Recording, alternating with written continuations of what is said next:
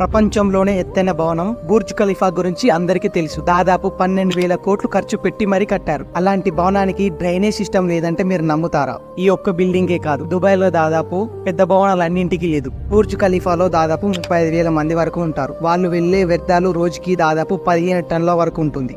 ప్రతిరోజు వాళ్ళు పోయే మలమూత్రాలు కింద బేస్మెంట్ లో స్టోర్ అయిన తర్వాత రోజు 10ల సంఖ్యలో ట్రక్కులు వచ్చి వాటిని తీసుకెళ్లి బయట ఉన్న మురుగునీటి శుద్ధి కేంద్రంలో పోస్తాయి.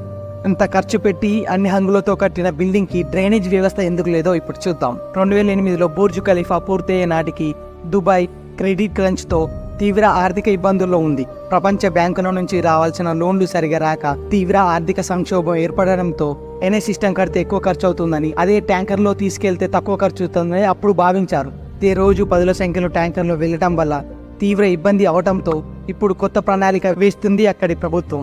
మీరు ఎప్పుడైనా దుబాయ్కి వెళ్తే ఈ కలర్